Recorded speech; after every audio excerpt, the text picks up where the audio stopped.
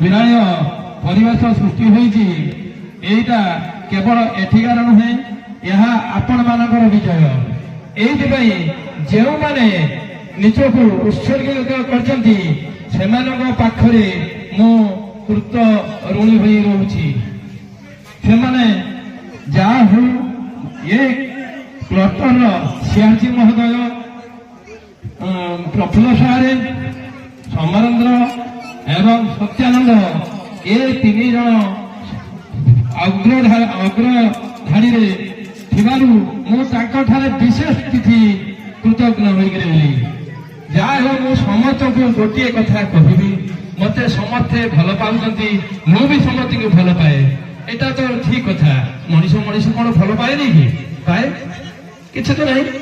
ଯାହା ହେଉ ଯଦି ଭଲ ପାଉଥାନ୍ତି ଏ ଗ୍ରାମର ଲୋକ, ଗ୍ରାମବାସୀ ମାନେ କି ଅଭିଭାବକ ମାନେ କି ପିଲାମାନଙ୍କର ପିତାମାତା ମାନେ କି ମା ମାନେ, ତାହେଲେ ମୋର ଗୋଟିଏ କଥା ଆପଣଙ୍କର ଦାବି ରହିବ। ସେ ଦାବିଟି ହଉଛି କଣ କି, ଆପଣ ମାନେ ନିଜ ବିଦ୍ୟାଳୟକୁ ଯଦି ରକ୍ଷା କରିବାକୁ ଚାହାନ୍ତି ତାହେଲେ ଆପଣଙ୍କର ପିଲାମାନଙ୍କୁ, ଛୋଟ ଛୋଟ ପିଲାମାନଙ୍କୁ ଏ ବିଦ୍ୟାଳୟରୁ ଅନ୍ୟ ବିଦ୍ୟାଳୟକୁ ନେବାକୁ କେବେ ଚେଷ୍ଟା କରିବେ ନାହିଁ। କାହିଁକି ନା ଯଦି ଆପଣ ନେଇଯାଆନ୍ତି ଏ ବିଦ୍ୟାଳୟଟି ଅତି ଭାଙ୍ଗିଯିବ, ଅଳ୍ପ ଦିନରେ ମୋର ସ୍ୱପ୍ନ ସାକାର ହୋଇପାରିବ ନାହିଁ। ସତ କଥା, ମୁଁ ନିଜେ ଅନୁଭବ କରିଛି। ଗତ ବର୍ଷ ଏଇ ବିଦ୍ୟାଳୟରେ 84 ଜଣ ଛୁଆ ଥିଲେ, କିନ୍ତୁ ବଡ ଦୁଃଖର ବଡ ପରିତାପର ବିଷୟ, ଏ ବିଦ୍ୟାଳୟରେ ବର୍ତ୍ତମାନ ହେଇଗଲେ 33 ଜଣ ଛୁଆ। ମୁଁ ଲକ୍ଷ୍ୟ କରୁଛି ଆର ବର୍ଷକୁ 10 ଜଣ କଟି ଚାଲିଯିବେ। ଆଉ କେତେ ରହିବେ? ଆପଣ ହିସାବ କରନ୍ତୁ, ଆଉ କେତେ ରହିବେ? ଯଦି ଆପଣ ମାନେ ଏଥିପ୍ରତି ଦୃଷ୍ଟି ନ ଦେବେ ତାହେଲେ ଆପଣଙ୍କ ବିଦ୍ୟାଳୟ, ସ୍ୱପ୍ନର ବିଦ୍ୟାଳୟ ଗଢି ଉଠିଥିଲା 2008 ମସିହାରୁ, ସେ ବିଦ୍ୟାଳୟଟି 2028 କିମ୍ବା 30 ମସିହାରେ ଲୁପ୍ତ ହୋଇଯାଇଥିବ, ମୁଁ ଏହା ଅନୁମାନ କରୁଛି। ତେଣୁ ଆପଣମାନଙ୍କୁ ଆଉ ଥରେ ଚେତାଇ ଦେବାକୁ ଚାହେଁ, ଆପଣମାନେ ଯଦି ବିଦ୍ୟାର, ଯଦି ଶିକ୍ଷାର ପ୍ରକାଶ କରିବାକୁ ଚାହୁଁଛନ୍ତି ତାହେଲେ ଆପଣ ଆଗେ ନିଜ ବିଦ୍ୟାଳୟକୁ ରକ୍ଷା କରନ୍ତୁ, ତାପରେ ଯାଇକି ଯାହା ହେବ। ଦ୍ୱିତୀୟ କଥା, ଏ ବିଦ୍ୟାଳୟର ପରିବେଶକୁ ଖାଲି ଯେ ଆମେ ଶିକ୍ଷକ ରକ୍ଷା କରିବା ତାହା ନୁହେଁ, ସମସ୍ତଙ୍କର ଆମର ଗୁରୁ ଦାୟିତ୍ୱ ଅଛି। ସମସ୍ତେ ଏକ ସ୍ୱରରେ, ଏକ କାନ୍ଧରେ କାନ୍ଧ ମିଳେଇକି ଯେମିତି ବିଦ୍ୟାଳୟକୁ ରକ୍ଷା କରିପାରିବା, ତାହା ଆଜିଠାରୁ ଆମେ ଶପଥ ନେବା। ହେଲେ ତାହେଲେ ଯାଇ ମୋର ଆତ୍ମା ସନ୍ତୁଷ୍ଟ ହୋଇପାରିବ। ମୁଁ ସର୍ବଶେଷରେ ସମସ୍ତଙ୍କୁ ଧନ୍ୟବାଦ ଦେବି।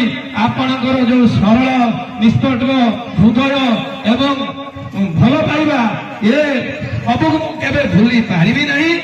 ନିଶ୍ଚିତ ମୁଁ ଯେତେ ଦିନ ପର୍ଯ୍ୟନ୍ତ ଜୀବିତ ଥିବି ବା ମୋର ରକ୍ତବିନ୍ଦୁ ଶେଷ ପର୍ଯ୍ୟନ୍ତ ମୁଁ ଆପଣମାନଙ୍କ ସହିତ କାନ୍ଧରେ କାନ୍ଧ ମିଳେଇ ଆସି ନିଶ୍ଚୟ ବୁଲି କରିଯିବି। ଏତିକି ମୋର ରହୁଛି। ଡକ୍ଟର ଶାସ୍ତ୍ର କରୁଛି। ମନ୍ତ୍ର ପଢିବ କିଏ? ସବୁବେଳେ ମନ୍ତ୍ର ପଢିବା ପାଇଁ ଗଗନ ସାର୍ ଖୋଜାଯାଏ। କୁଆଡେ ଗଲେ ସେ ଦୌଡ଼ିକି ଆସିବେ, ମନ୍ତ୍ର ମୁଁ ପଢିସାରିକି ଯୁଆଡେ ଯିବି। ବର୍ତ୍ତମାନ ମନ୍ତ୍ର କିଏ ପଢିବ ସେଇଟା ବଡ ଚିନ୍ତା ହେଲାଣି। ଆଉ କିଏ ମନ୍ତ୍ର ପଢିବା ଲୋକ ନାହାନ୍ତି ଆମ କ୍ଲଷ୍ଟରରେ। ଏବେ ବି ସୁଦ୍ଧା ଦେଖନ୍ତୁ, ମଞ୍ଚ ଉପରେ ବସିଥିଲା ବେଳେ ବି ସେ ତାଙ୍କର ମନ୍ତ୍ର ଚଲେଇଛନ୍ତି। ମାନେ ସେ ଏପର୍ଯ୍ୟନ୍ତ ଭାବି ନାହାନ୍ତି ଯେ ମୁଁ ଆଜି ଅବସର ନଉଛି ବୋଲି। ଆଜି ସେ ଯେମିତି ନୂଆ କରି ପହଞ୍ଚୁଛନ୍ତି ଏଠି, ସେଇଭଳି ମତେ ଲାଗୁଛି। ବହୁତ ଭଲ ଲାଗେ। ଏଇଭଳି ବ୍ୟକ୍ତିତ୍ୱ ଆମର ଦରକାର, ଯିଏକି ମନ ଭିତରେ ଯାହା ଥାଉ ନା କାହିଁକି, ପରିବାର ଭିତରେ ଯାହା ଥାଉ ନା କାହିଁକି, ଏ ସମାଜ ପାଇଁ ଆମକୁ କିଛି କରିବାର ଅଛି, କିଛି ଦିଗ୍ଦର୍ଶନ ଦେଖେଇବାର ଅଛି। ସେଇ କାର୍ଯ୍ୟ ଯିଏ ସମ୍ପାଦନ କଲା ସଠିକ ରୂପରେ, ତାକୁ ହିଁ ମଣିଷ କୁହାଯାଏ।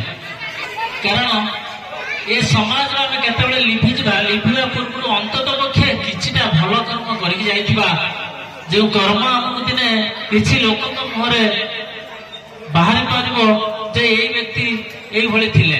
ସେଇଭଳି ଗଗନ ସାର୍ ବିଭିନ୍ନ କ୍ଷେତ୍ରରେ ମୁଁ ଶୁଣୁଥିଲି, ସେ ଯୋଉଠିକି ଯିବେ ପ୍ରଥମେ ବିଲ୍ଡିଂ ତିଆରି କରିବେ, ବିଲ୍ଡିଂ ତିଆରି କରିବା ସରିଯିବ, ରଙ୍ଗ ଦିଆ ଆସିବ, ତାଙ୍କୁ ଟ୍ରାନ୍ସଫର କରିବେ।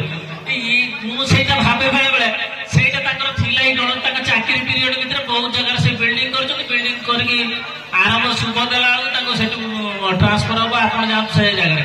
ସେ ଯେମିତି ପୁରା ମାନେ ଆପଣଙ୍କର ସିଭିଲ ଡିପାର୍ଟମେଣ୍ଟରେ ବୋଧେ ଚାକିରି କରିଲା ଭଳିଆ ଲାଗୁଥିଲା, ଗୋଟେ ଜାଗାରୁ ଆଉ ଗୋଟେ ଜାଗାକୁ ଯାଉଥିଲେ।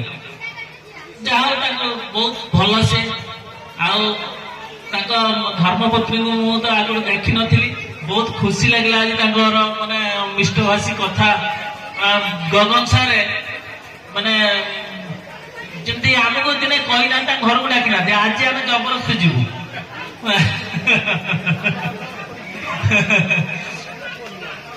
ତେଣୁ ଯାହା ବି ହଉ ଏ ସମସ୍ତ ଗ୍ରାମବାସୀ ମିଡିଆ ବନ୍ଧୁ ସମସ୍ତ ମୋ କ୍ଲଷ୍ଟରର ଶିକ୍ଷକ ଶିକ୍ଷୟିତ୍ରୀ এই মঞ্চের বসিଥିବା ସମସ୍ତଙ୍କୁ ଧନ୍ୟବାଦ।